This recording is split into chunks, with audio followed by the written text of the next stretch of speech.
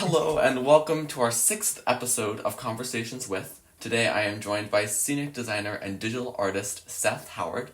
Seth Howard has designed more than 50 stage productions all around the United States, including 42nd Street, Beautiful the Carole King Musical, You're a Good Man, Charlie Brown, Little Shop of Horrors, A Little Night Music, and one of my favorites, Ragtime, just to name a few.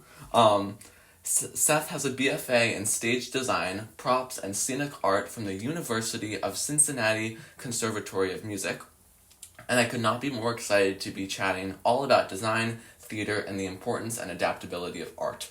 Welcome, Seth. Thank you. Thank you so much for that introduction. It's great. Of course. Thanks for having me. First, I wanted to start by explaining to our listeners how I came across your work. The wonderful algorithms of Instagram, of course, know that I love my Ragtime. And your design came on, and I was like, this is amazing. And then I just started looking through everything, and especially the Come From Away one, I was like, this is so cool. And so, could you talk a little bit more about how you use social media to showcase your work? Yeah, thank you. I appreciate it. The algorithm is insane. Yes. It's connected me with so many people that I would have never even be thought to have been connected with. Yes. So it's been great. For me, social media, I started my design Instagram back right around when I started my undergrad, so 2017, 2018. And then I was just posting stuff like I did in class and class projects, things like that. But right around 2019, 2020, when COVID started and all that hoopla, when that all was happening, we all were at home, doing nothing. So I started posting more of my art. I had just gotten my iPad and doing a lot of art, my digital art on Procreate, and really learning that program.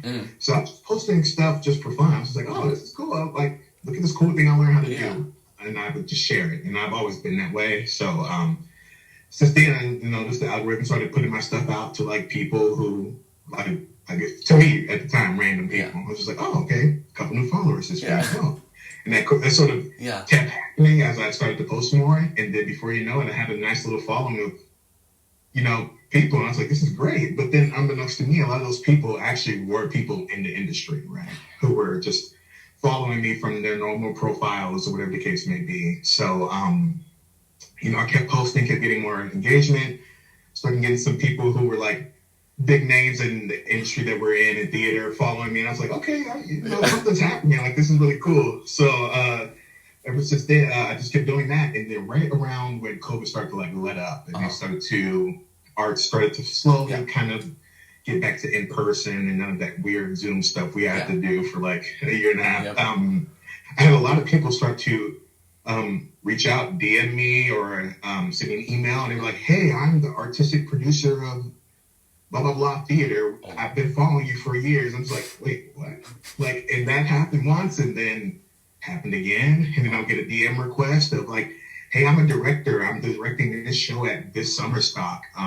Would you be interested in, if I pass your name along to them, I would love to work with you. I'm like, great, yeah, let's do it, Yes, that's incredible. So it kept building like that. So social media has been, for me, it kind of kickstarted my career, That's incredible. Right when everything got back in, I kind of built up an interest around my work and around my art. And at that point, I hadn't really freelanced too much, so I was new on the scene. So everybody was kind of like, oh, who's this guy, And algorithm did its thing, connected me with the right people, and here I am today, still, benefiting from that. I basically use my social media as a walking portfolio. That's incredible. So, great. And speaking of, you've worked on so many productions, and I was wondering what it's like working with many different creatives, and what that teaches you along the way, and what the experiences teach you. Gotcha. Woo! It teaches you a lot. Yeah. Teaches you a lot for sure. Yeah, 50 productions is over 50. It's crazy. Thanks for counting. I try to keep tabs with you, track of it. I was looking on the website to get ready, and then my head went there and then down. It was just, the list just kept going, and I was like, I couldn't even read the things because there were so many. And it was it's getting up there. Yeah. And I was like, all of them are just the perfect shows. I was like, if there's any resume that knows what, the best ones, then that is it. Yes, I've been very blessed, definitely grateful for all the opportunities for sure. And the titles that I've done, I've been very excited for. It's all those big those big ones in the musical theater, even in the plays and things like that. It's the more notable ones. So it's been exciting to build that resume. Yeah. But working on those many productions, you learn a lot about people and how to communicate with different people. That's probably like the biggest thing I've learned.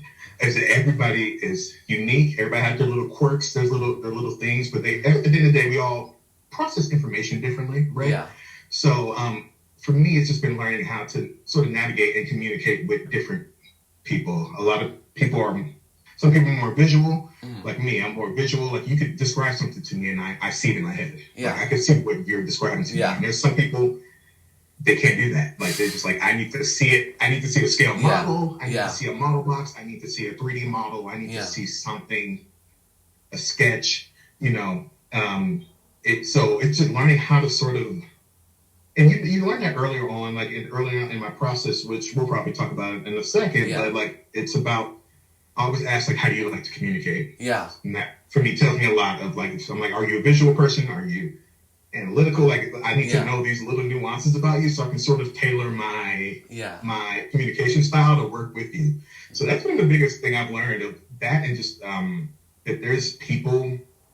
I've also learned the thing about networking, right? About the fact that like you don't know who you're ever coming in contact with. Yeah. Anytime you meet people or anytime you make an impression on people. Yeah. There's times where I've gotten in meetings with people and they say, "I heard about you from this person." I'm like, what? Like, and it's insane how small the industry is, and how like everybody's sort of intertwined. So like, and being a good person is taking me a long way. It's the number one thing I get. It's like, oh yeah, I heard about you from blah blah blah. They say you're great to work with. Oh, that's awesome. That gets you the job over, 10 times over. So it's been great. But learning how to communicate has definitely been like the number one takeaway from all of this for sure. Yeah, that's incredible. Now, beginning your design process, when you first are like, okay, I'm doing this show, what do you do?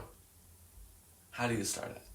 Ooh, that's so I'll probably start like reading the script for sure. Of course, I'll get my hands on material. Just read it once to sort of enjoy it and take it in for what it is. If it's a show I know, I'll still read it just to make sure I'm not missing, those intricate things. But after that, after I do like a read through or two, I will set up a meeting with like a one-on-one with the director, just so we can like conceptualize in blue sky and think and dream together. Without too many voices in the room. Yeah. Sometimes when you get too many designers in the room with the director for the first time, it's overwhelming for the director because they have to sort of try to describe their concepts to too many people at once. Yeah. So I found that like when it's at one-on-one, that's probably the first thing I do with the director. Yeah. And we have like an hour or two to just talk and just talk about the show and our feelings towards it and stuff. That's how I like to start my process. And then after that, I'll sort of take their information and compile it with my wants and dreams and desires of the show. But at the end of the day, making sure that their stuff remains the most important. Yeah. And I'll try to sort of mood board and grab images that sort of connect with the script and connect with their words and try to make something visual out of that. So like, how do I take their words and make something visual that we can then make tangible through this design? So that's kind of how I start. Did you want to like the whole process or kind of just how I start? No, we can talk about the whole process as we move on, which is great. Yeah, I was just like to interrupt for 1 second. I was curious about like you've worked on so many of the iconic shows, like the well-known, like the masterpieces, and I'm like, as a director and designer, I'm like, I always have this thing of like, ooh, is it original enough? Like, will this be unique enough? You know what I mean? And I'm wondering like, how do you have that inner conflict in your head, and like, how do you mix like what you love about it and also like what you bring to it? Gotcha. Yeah, that's a good question actually. The line can get blurred very quickly, if you don't stay on top of it. For me, something I learned in undergrad too is like one of my professors was like, I try not to do too much research on the visuals of a show before going into it, of like what other people have done, unless I'm truly stumped on something. Yeah. But I try to approach it from the idea of like, I don't want to have subconsciously sort of pull bits and pieces of other things that I've seen Yeah. into what I do too much. It happens because like that's sort of human nature. Yeah. And we recall things that we like and we sort of take it and Yeah. make it our own. And that's totally Yeah. within the realm of what a lot of designers do. And I do it often too still. Yeah. But in the process, I just try to avoid it as much as possible. And then, that's really all I do. I don't really do, it's a loaded question, but I just try to avoid too much like visual stimuli from like other past productions of it, and then just try to approach it from my own thoughts. But like sometimes subconsciously I'll design something and see it, and you're like, wait, it kind of looks like it happens to the best of us. Yes, and exactly. From that point, so from that point you just revise and edit and tweak and try to just make it unique to your own. But sometimes the big picture, I just try to keep as many outside influences away from my thought process in that moment and tweak from there. I'm wondering now, so then like you have the idea, you do it, like do you first sketch it, or is it, are you someone that likes to do models first, or like what is that first process of it? I'll probably, after I do my mood boarding and visual and creating that visual language with the director and making sure they're on board with it and they're like, yes, this is the direction, let's do it. I'll start sketching for sure. And I'll sketch either like on pen and paper traditionally most of the time, transfer that to digital. Okay. So I'll like scan into my computer and I can go on my iPad and continue sketching over it, things like that. It kind of just depends on where I'm at and how much time I have. If I have a longer time, I'll definitely sit down and do the more traditional stuff first, and then sort of move into digital on top, and then into 3D modeling eventually. But my time is short. Like I will probably just start modeling. I will hop straight into 3D modeling and just start making shapes and I'll make the venue in 3D to scale, and I just start drawing and creating shapes and putting stuff together just off of what's in my head. So that's crazy. And can you just explain, like, because I know that people have like it's 1-inch scale or whatever. Like, how does, like, if you're recreating the theater, how does that, like, what is the dimensions of that? You're like, what does that even mean? I had no idea what a scale ruler was. I knew what a scale ruler was, but I didn't know how to use it until I got into undergrad. So I understand. But so when we talk about, like, when we're making a model, most of the time what happens is somebody would do a survey of the theater who is already there. So the technical director will give me a ground plan or a schematic of the theater that they went in and they physically took a tape measure and measured everything. Or they'll get it, if it's a newer theater, most of the time if an architect designed the theater, they have the drawings already in AutoCAD. They make the drawings before they even lay the cement for the building, right? So then the theater will take those drawings and make it designer friendly. Oh, nice. Okay. Sometimes those drawings come with, when I say they come down to the size of the bolt that's holding in the footer that holds the stage up. Like, it's that accurate. Wow. So we don't need all of that information. We just need a general, like, here's how much space you have and here's where the audience seat their sight lines are. Okay. As long as the theater gives us that, I can take that and make it in 3D. Okay. I just take those dimensions and I'll make the 3D model myself or trace over the lines and extrude it, make the height it needs to be, and boom, you got a scale model. That's awesome. That's incredible. And then, like, now, so you have the model, you're going to present it, and then I'm wondering, like, does the design of it ever change as conversations continue about what the director's thinking and everything, and how does that, like, is that intimidating, or is it like, oh, I can totally, like, I'll get this done, like, tomorrow? Gotcha. Yeah, what I like about 3D modeling specifically, which is why I do it, is because it's real time, you know? So once I build it to scale, I can go on a Zoom call like you and I are doing now, and I can share my screen and physically rotate around the model with the director. And they can say, like, how many entrances do our actors have on stage left? And I can say, there's an entrance here, here, and here. So you have 3, 2 downstage, 1 upstage. And they say, well, we might need 1 more, I'm thinking of. And I'll say, okay, great. I can, in the moment, shift things around and make something quick just to reflect that change. But of course, I need to go back in later and make it, clean it up a little bit. But in the moment, I can quickly make adjustments with the director like you and I are talking right now, Yeah. on the fly, and they're like, great, love it, move on. I'm like, perfect.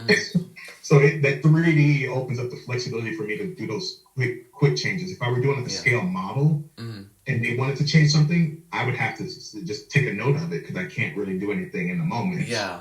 So that takes a little bit more time, which is why I really love 3D. Yeah. It's been, Is there a part like of the design process where there's like it freezes, like you can't change it anymore, or is it changing even before opening?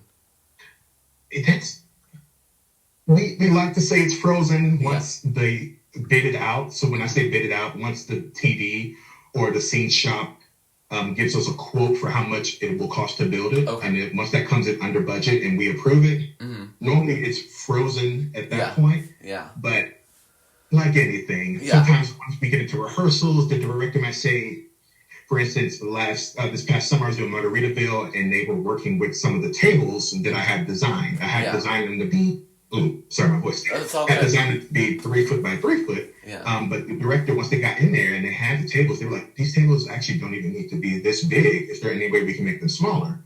Granted, they were already built and they were using them. Yeah. But, our wonderful TV was like, I'll come pick the tables up tomorrow. We'll make some adjustments.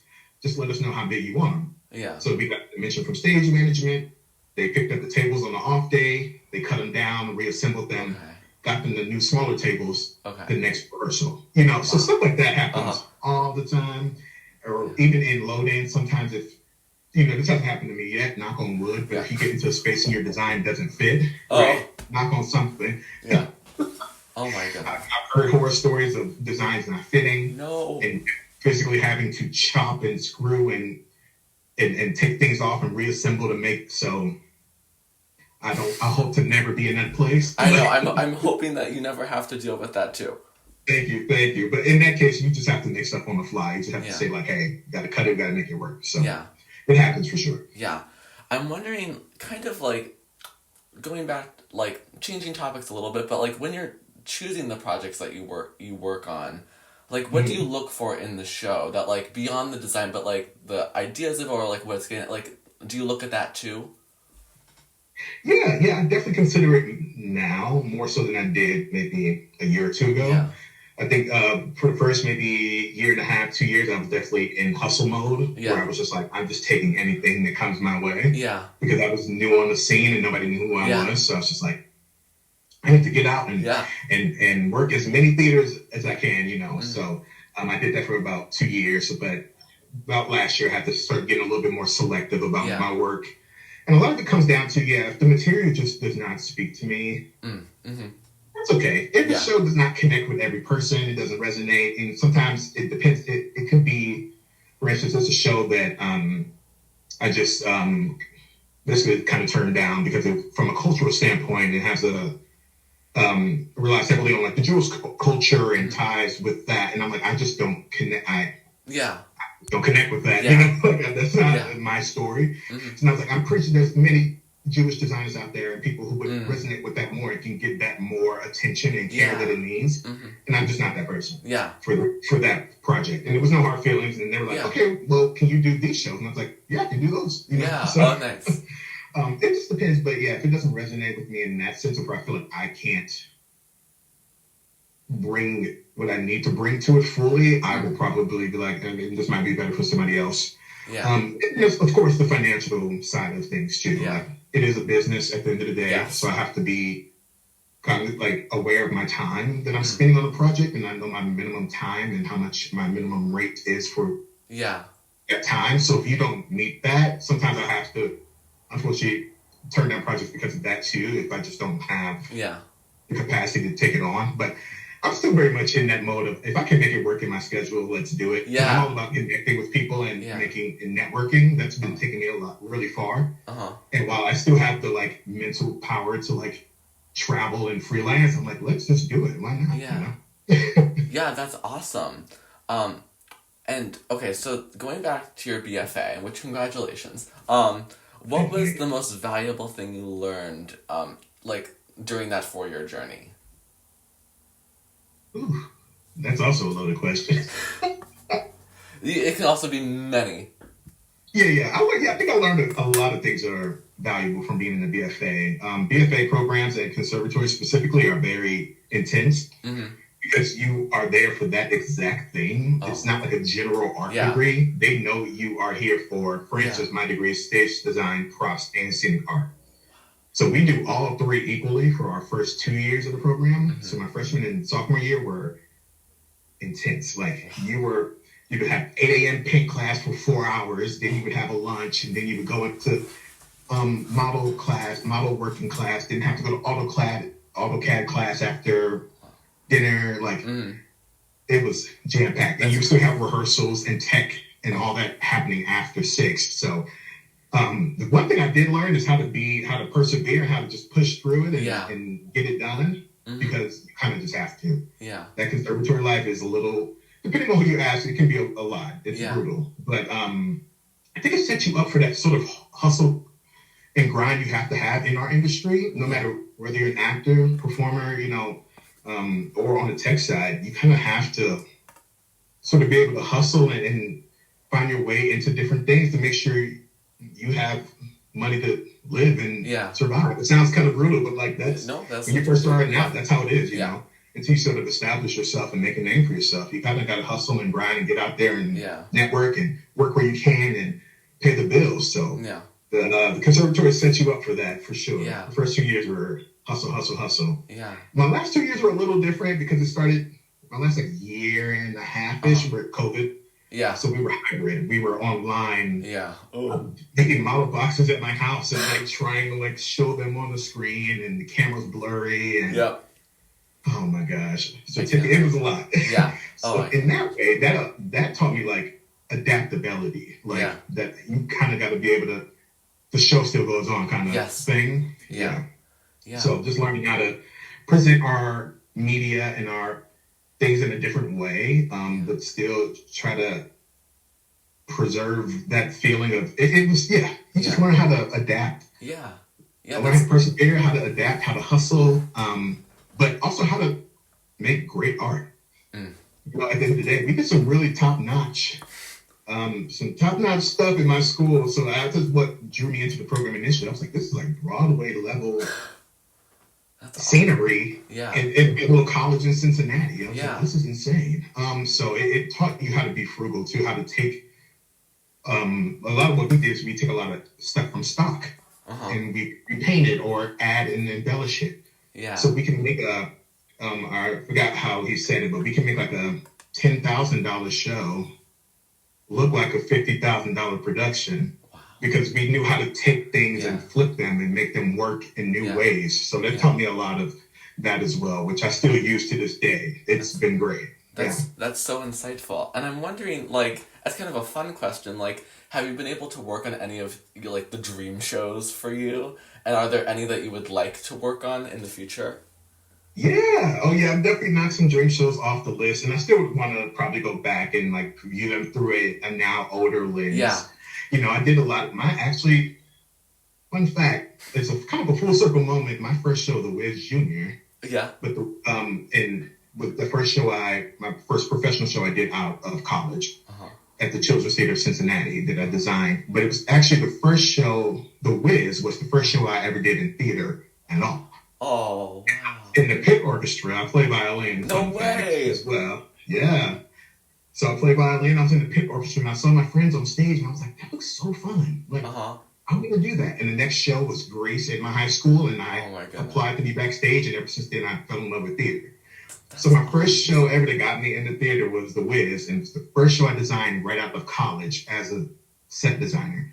So that was a pretty big one to knock off the list. What a beautiful full circle moment.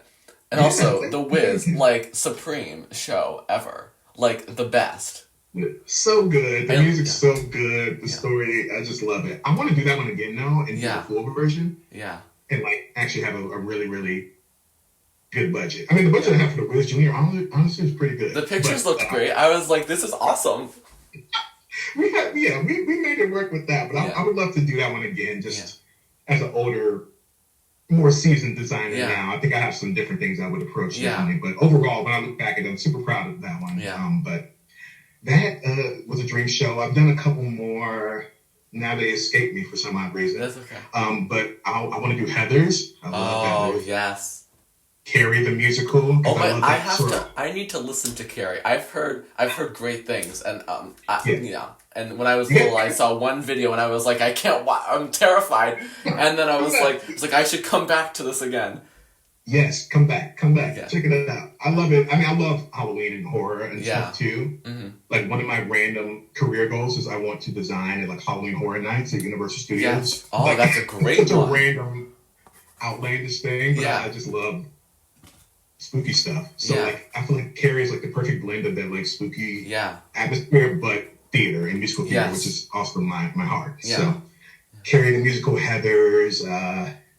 They escape me now, but I have so many more I want to do. But I've knocked a couple off the list. Ragtime, I've knocked off the list. Ragtime. Mamma Mia coming up potentially. Oh, Mamma Mia is gonna be great. I love Mamma Mia.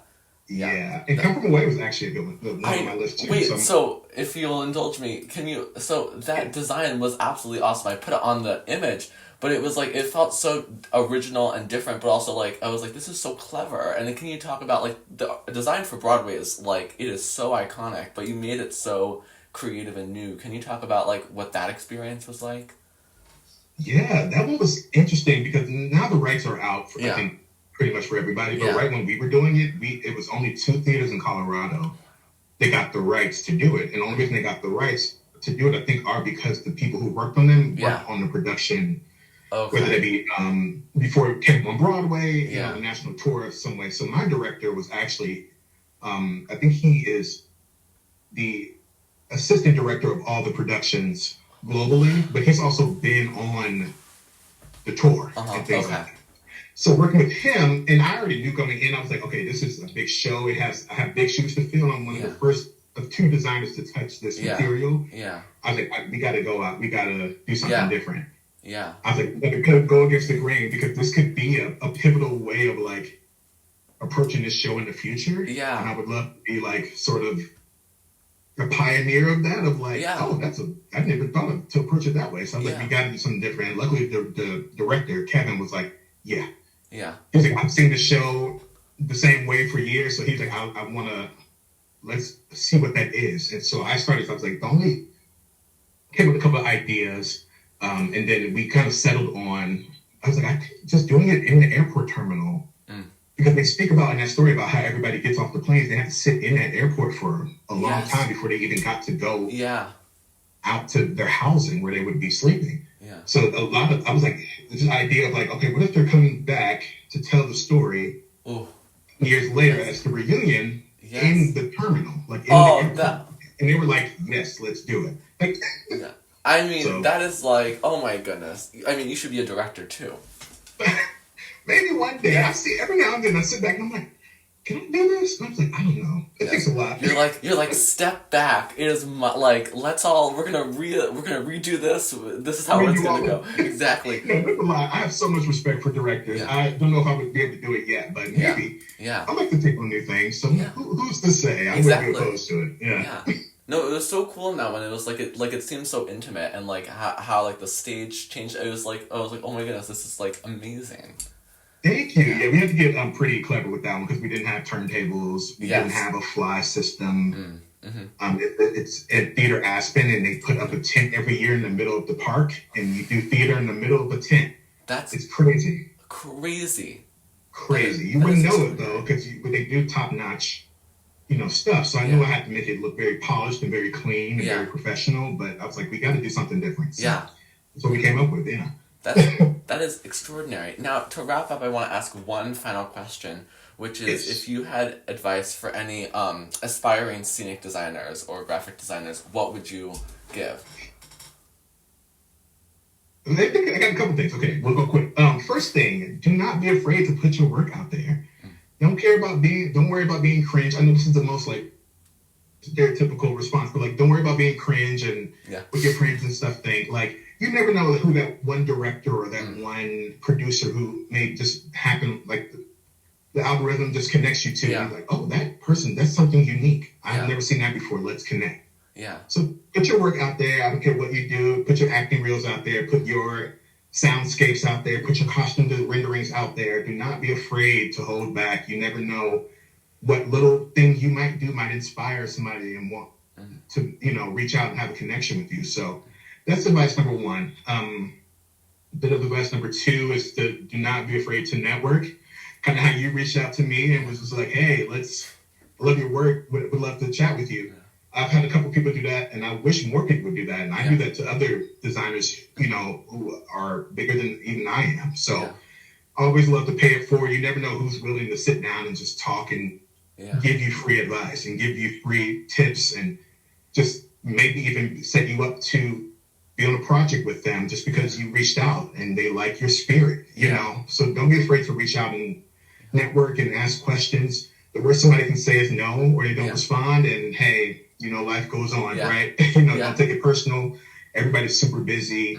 That idea of, what is it, Sonder, that everybody has their own little life and things going on. So, don't take it to heart if somebody's you reach out and they don't respond or something. You never know what people are going through. So, but reach out, network, talk to who you can, and don't be afraid to put yourself out there. You never know who's watching you.